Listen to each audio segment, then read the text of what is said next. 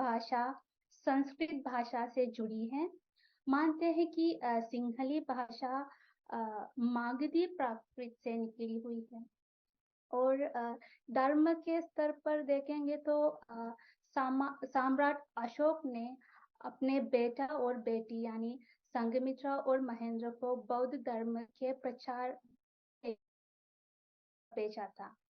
वे अपने साथ कुछ कलाएं भी लेके गए थे, जैसे चित्रकला, मूर्तिकला, हस्तकला, स्थापत्य कला और अभियांत्रिकी। तो वहां भी उन चीजों से प्रोत्साहन मिला। और रावण के बात करेंगे तो भारत में श्री राम रामायण फैली है। वैसी कथा श्रीलंका में भी है। काफी ये एक पौराणिक कथा मानते हैं।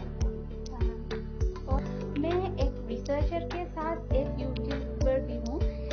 मैं अपने चैनल के माध्यम से विदेशी छात्रों की बात सिखा रही हूँ। हम भाषा सीखते और सिखाते समय केवल भाषा ही नहीं सीखते हैं, भाषा के साथ जुड़े पूरे समाज और संस्कृति के बारे में भी समझते हैं।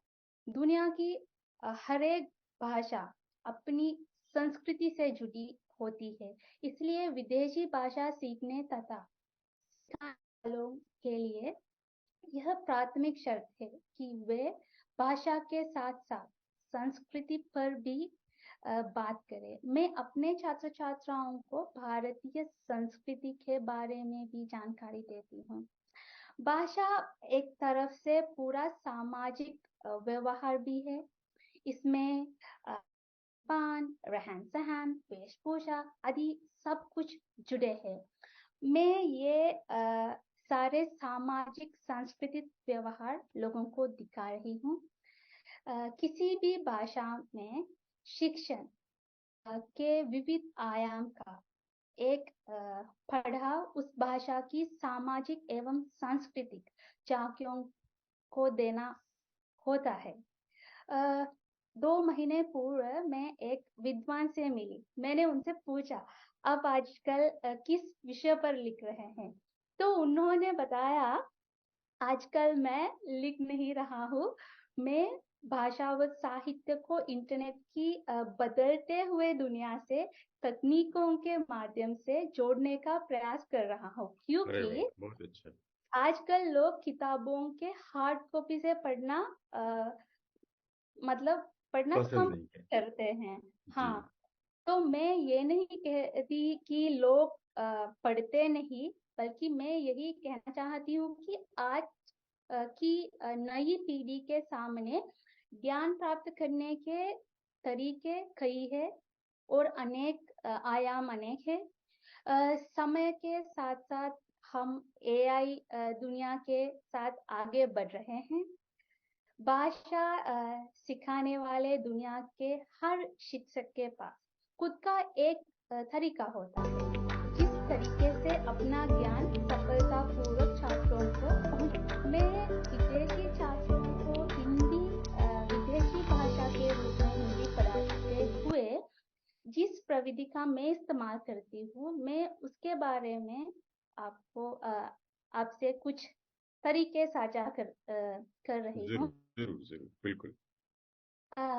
एक है कि मैं पढ़ाते समय हिंदी फिल्मों, गीतों एवं लोकप्रिय संसाधनों की सहायता से छात्रों के बीच अपनी बात रखती हूँ।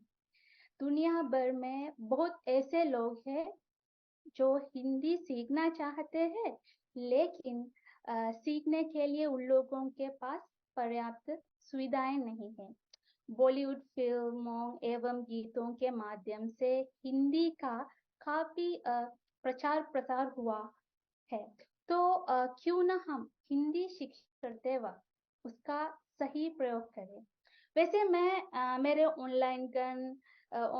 ऑनलाइन छात्र दुबई, ओमान, कतर आदि देशों में रहते हैं।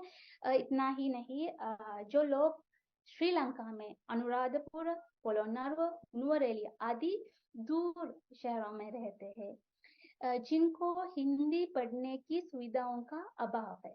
मैं उन सब की मदद करती हूँ। आजकल हम सब हिंदी भाषा के आजकल हम सब बात कर रहे हैं, साथ मेहनत भी कर रहे हैं, तो मैं भी अपने स्तर पर उनके लिए योगदान दे रही हूँ।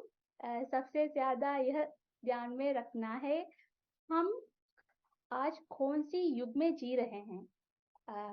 आज का युग टेक्नोलॉजी का युग है। बताती हूँ, अगर दुनिया का कोई माला सीखना चाहते तो सबसे पहले एक गुरु को ढूंढता है जो हिंदी जानते हैं। आजकल YouTube सहायता से ये कुछ आसान है। YouTube चैनल से लोग कितनी आसान से फ्री में सीखते हैं। उन लोगों के की पाबंदी, समय की पाबंदी नहीं है। मैं बहुत आसानी से लोगों तक ये मधुर हिंदी बताती हूँ। गरीब बच्चे भी फ्री में सीखते हैं, परीक्षा में अच्छे नंबर पाते हैं। पिछले 7 साल नहीं थी, फिर भी मैंने वही के छात्रों को सिखाया। जब मैं पढ़ती थी, पूछती थी होली क्या है, दशहरा, लस्सी क्या है, लड्डू क्या है, परंतु अब मैं आसानी से ये सब अपने छात्र छात्राओं को फोटो वीडियो की सहायता से अच्छे से समझाती हूँ। सर, बहुत मेरा अच्छा। जी मेरा जी। विचार ये है कि भाषा शिक्षण कोई जटिल कार्य नहीं है। अगर हमें नए विचार हैं, तो